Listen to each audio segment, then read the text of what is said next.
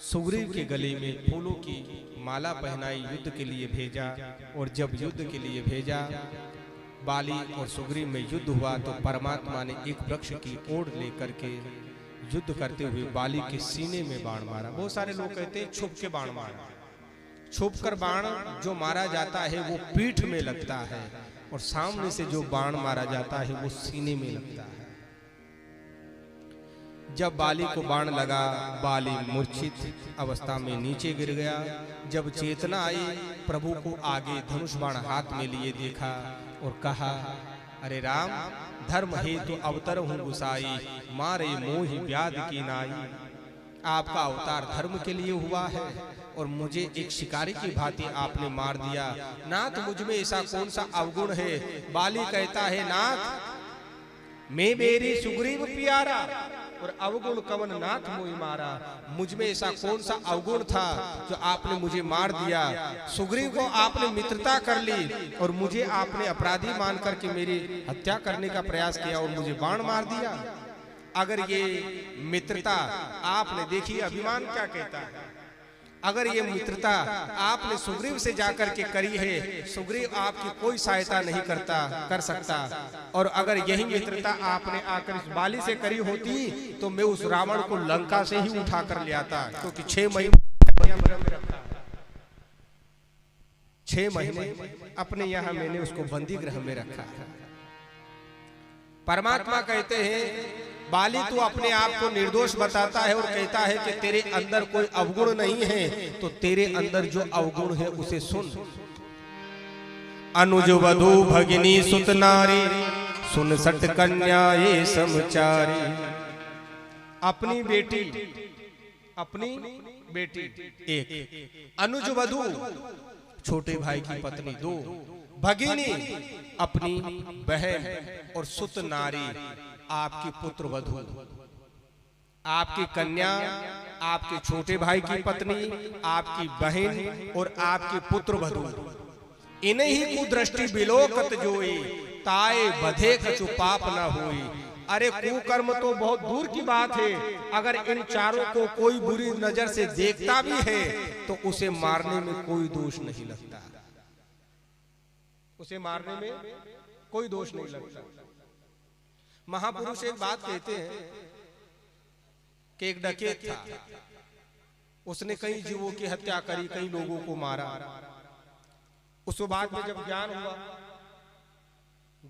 जब उसे ज्ञान हुआ कि भाई ये तो बहुत ज्यादा पाप हो गया है मुझसे, तो वो महात्मा की शरण में गया और महात्मा से कहा कि मेरे पाप का कुछ उद्धार।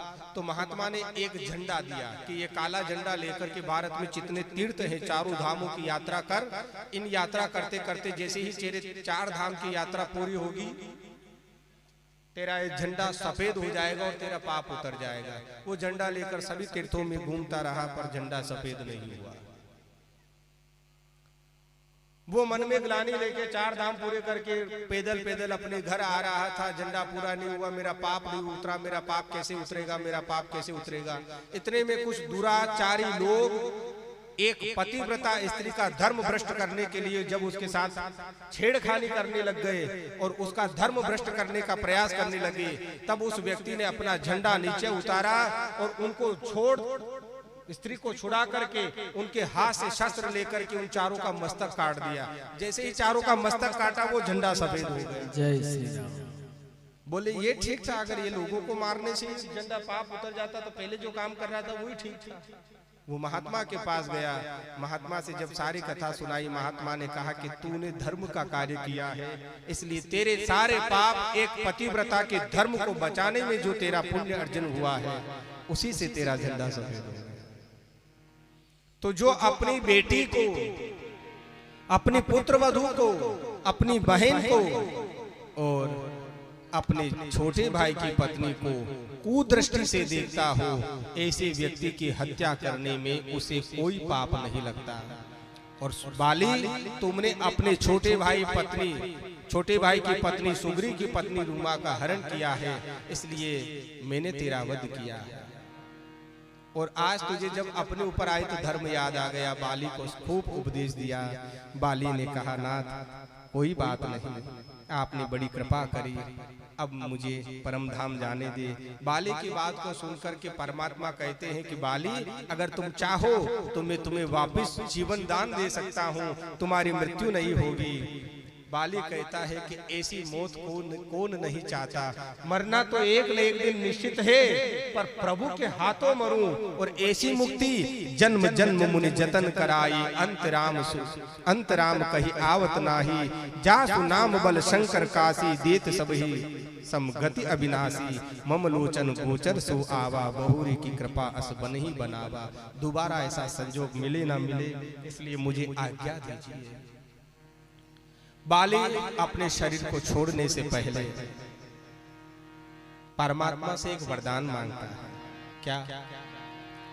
अब नाथ करि करुणा बिलो कहूं, देहु जो बर मांगहूं, जेहि जो निजन्मो कर्म बसता, राम पद अनुराग। हे नाथ, मेरे अच्छे बुरे कर्मों के अनुसार मेरा जिस किसी भी योनि में जन्म हो, बस आपके चरणों में प्रेम बना रहे, और कोई इच्छा है ना। ये वरदान मांगने के बाद अपने पुत्र अंगद का हाथ बाली ने पकड़ा और राम जी के हाथों में दे दिया।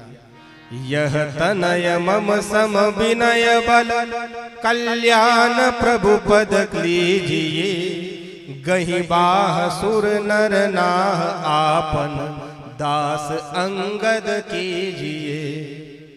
आप अंगद को अपना दास बना ले। उसके बाद तारा रोती बिलखते आई, उसको परमात्मा ने ज्ञान दिया। तारा का दुख दूर हुआ, बाली का मोक्ष हुआ। उसके बाद सुग्रीव का राज तिलक हुआ। उसके बाद माँ सीता को ढूंढने के लिए चौमास से बीतने के बाद